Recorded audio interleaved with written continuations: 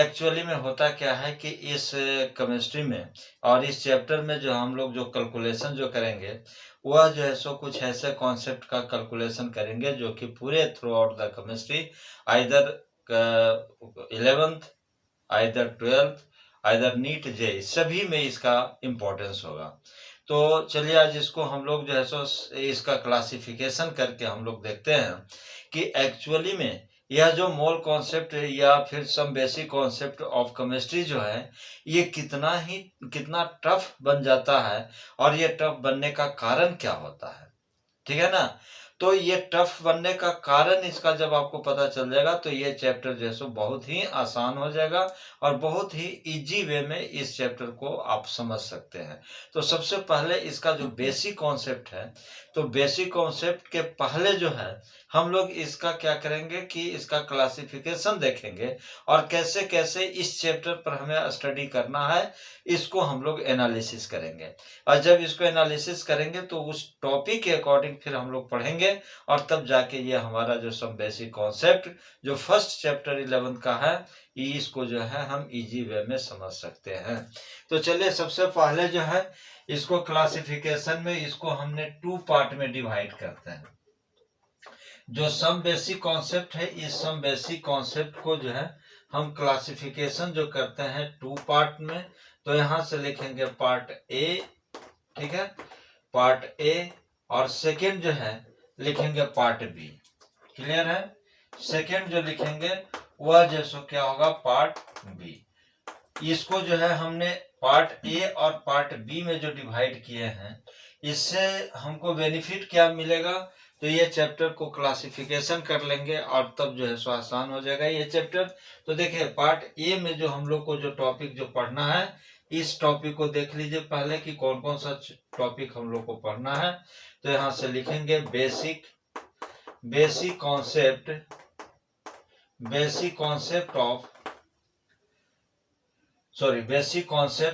And classification, ठीक है ना। तो ये जो है सो क्लासिफिकेशन। सेकेंड जो टॉपिक इसमें होगा, इस सेकेंड टॉपिक को हम लोग पढ़ेंगे सिग्निफिकेंट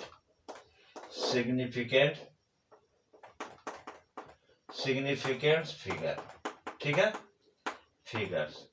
और थर्ड जो है इसका टॉपिक जो होगा यानी सी पार्ट, इसको हम लोग कहेंगे इंपिरिकल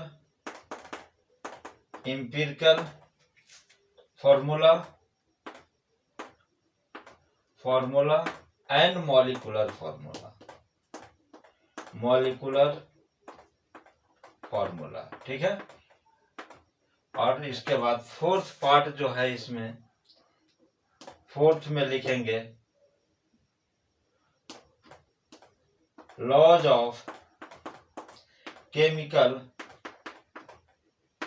कॉम्बिनेशन, ठीक है। तो इसको पार्ट ए में हम लोग इतना टॉपिक को देखेंगे। सबसे पहले बेसिक कॉन्सेप्ट और क्लासिफिकेशन से चलेंगे, उसके बाद जब ये चैप्टर को कंप्लीट करेंगे तो फिर सिग्निफिकेंट फिगर के बाद empirical formula and molecular formula, और ये डी में लॉज ऑफ केमिकल कॉम्बिनेशन। तो इसके बाद जो है सो देखिए, चले आइए फिर अब यहाँ अब जो है सो पार्ट बी की यदि बात करें तो पार्ट बी में भी हम लोग देखेंगे फर्स्ट में सबसे फर्स्ट जो है सो मोल कॉन्सेप्ट। इसके बाद नेक्स्ट जो है इसका पार्ट जो होगा मोल कॉन्सेप्ट के बाद हम लोग पढ़ेंगे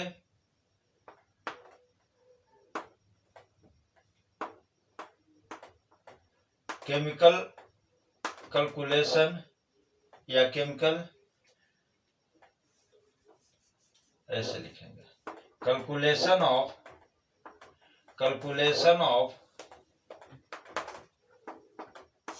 केमिकल रिएक्शन, और इसी को और हम लोग कहेंगे स्टोइचियोमेट्री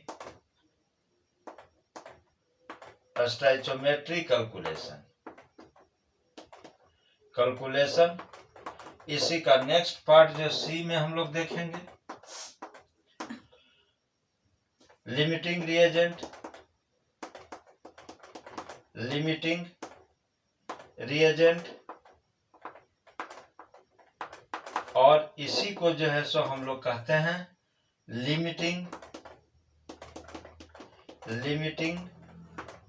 रिएक्टेंट।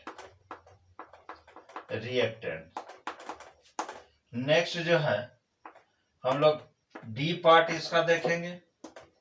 तो डी पार्ट में सॉल्यूशन कंसंट्रेशन।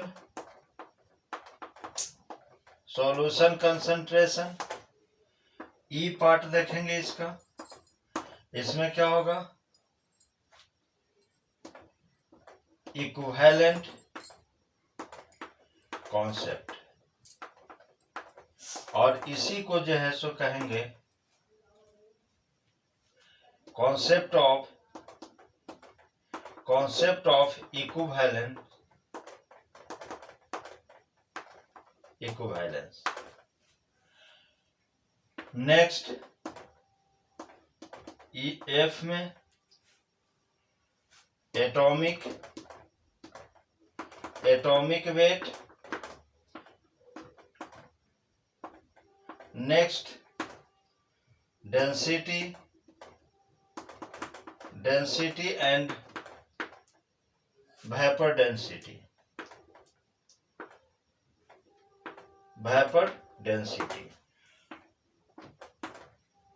और लास्ट मॉलिक्यूलर वेट।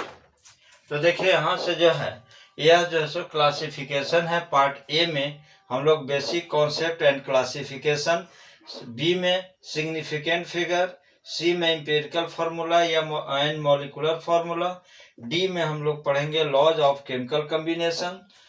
इसके बाद पार्ट बी में mole concept, calculation of chemical reaction. उसके बाद इसी को स्टोइचियोमेट्री कैलकुलेशन बोलते हैं। और सी में लिमिटिंग रिएजेंट या लिमिटिंग रिएक्टेंट कहते हैं। डी में सॉल्यूशन कंसंट्रेशन।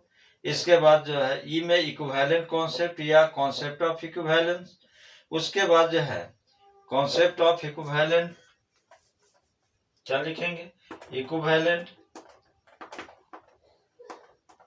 नेक्स्ट जो है एफ में एटॉमिक वेट, जी में डेंसिटी एंड वेपर डेंसिटी, और एच में मॉलिक्यूलर वेट। देखिए इतना टॉपिक का जो है सो कॉम्बिनेशन है, और इसी कॉम्बिनेशन को यहाँ पर कहा गया है some basic concept of chemistry.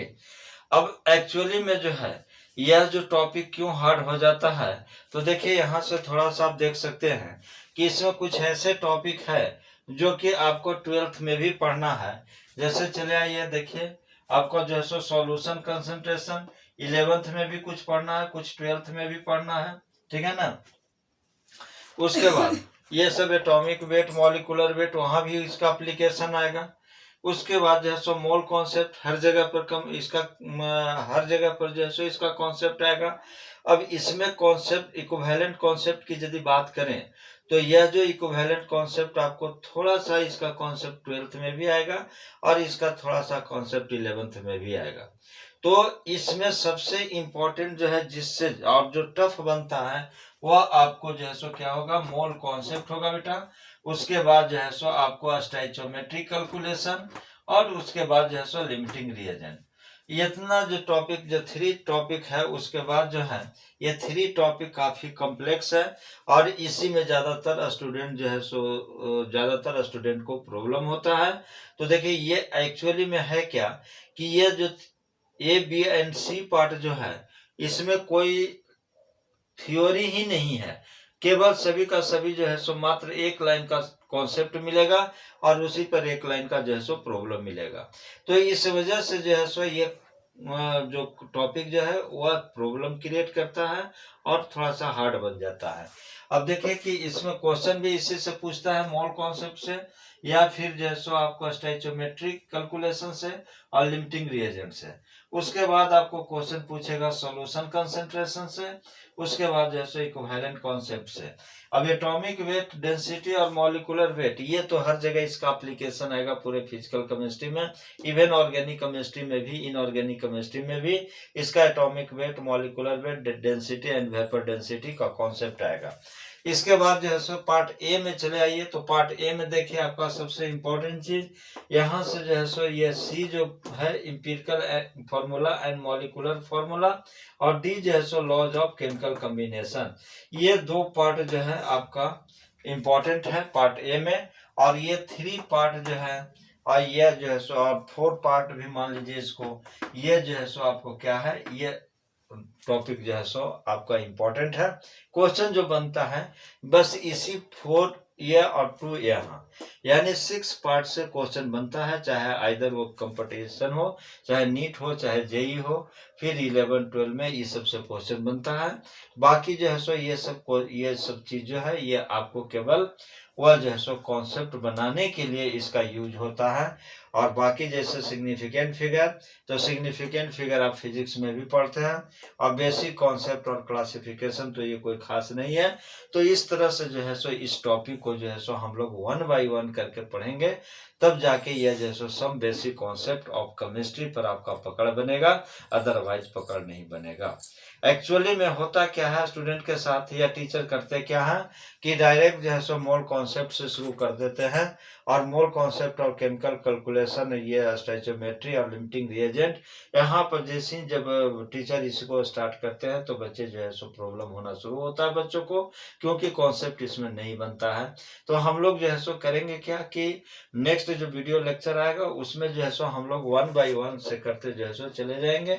और इसमें जैसे मान लिया जाए कि अब हमको सिग्निफिकेंट फिगर है, तो सिग्निफिकेंट फिगर पर जितने भी क्वेश्चन, जितने भी वीडियो आएंगे वो सब इससे मतलब कि प्रॉब्लम विथ थ्योरी, उसके बाद फिर इंपिरिकल फार्मूला और मॉलिक्यूलर फार्मूला पर अलग जो है सो वीडियो आएगा। और उसमें उस वीडियो में जो है सो हम लोग देखेंगे इसका कॉन्सेप्ट प्लस इसका न्यूमेरिकल प्रॉब्लम। फिर उसके बाद इसको कंप्लीट होने के बाद लॉज ऑफ केमिकल कॉम्बिनेशन पर हम लोग आएंगे, और लॉज ऑफ केमिकल कॉम्बिनेशन से किस टाइप का प्रॉब्लम पूछा जाता है, आइदर थ्योरी और आइदर न्यूमेरिकल। ठीक है ना। तो इसी तरह से जब ये कंप्लीट पार्ट ए कंप्लीट होगा तो फिर पार्ट बी में हम लोग चलेंगे, और पार्ट बी में जो है सो मोल कॉन्सेप्ट देखेंगे। उसको कंप्लीशन के बाद जो है आपको फिर केमिकल या कैलकुलेशन ऑफ केमिकल रिएक्शन या स्टैचोमेट्रिक कैलकुलेशन, उसको कंप्लीट होने के बाद लिमिटिंग रिएजेंट, उसके बाद फिर सॉल्यूशन, फिर इसके बाद इक्विवेलेंट कॉन्सेप्ट, और फिर एटॉमिक वेट, फिर वेपर डेंसिटी और डेंसिटी, इसके बाद जो है सो मॉलिक्यूलर वेट। अब जो है सो इसी बीच में मॉलिक्यूलर वेट, एटॉमिक वेट का कॉन्सेप्ट आपको पहले भी आ जाएगा, थोड़ा सा एप्लीकेशन के फॉर्म में। तो खैर ये टॉपिक जो है सो आपको पहले ही जो है सो आपको कवर हो जाएगा। हम लोग जैसे मोल कॉन्सेप्ट पढ़ेंगे या फिर स्टैचोमेट्रिक कैलकुलेशन पढ़ेंगे, तो वहीं पर ही सबका जो है सो कॉन्सेप्ट आपका क्लियर हो जाएगा। ठीक है ना। बाकी इस पर जो है सो प्रॉब्लम हम लोग फिर देखते रहेंगे। तो देखिए इस चैप्टर को जो है एक्चुअली में जो है सो हम लोग का जो कहा जाता है कि मोस्टली स्टूडेंट का जो प्रॉब्लम जो आता है, खास करके जैसे जो है नीट के बच्चे हैं बायो ग्रुप का, ये या फिर 11 12 के बच्चों के लिए ये ज़्यादा प्रॉब्लम करता है। ऐसे जो है सो जेई के लिए भी थोड़ा सा टफ करता है, लेकिन जेई चूंकि न्यूमेरिकल सेक्शन जो होता है वह जो है सो जेई के बच्चों के लिए थोड़ा सा इजी बन जाता है, इसीलिए ऐसे प्रॉब्लम में उनको प्रॉब्लम नहीं होता है। लेकिन 11 12 और नीट के बच्चों के लिए ये प्रॉब्लम ज़्यादा क्रिएट करता है। तो फिर हम लोग जो है सो नेक्स्ट वीडियो लेक्चर में हम लोग इसके स्टार्टिंग से देखेंगे। हम लोग सबसे पहले जो है सो जो बेसिक कॉन्सेप्ट है वगैरह वगैरह, ये सब की हम लोग चर्चा करते चलेंगे। तो मिलते हैं नेक्स्ट वीडियो लेक्चर में।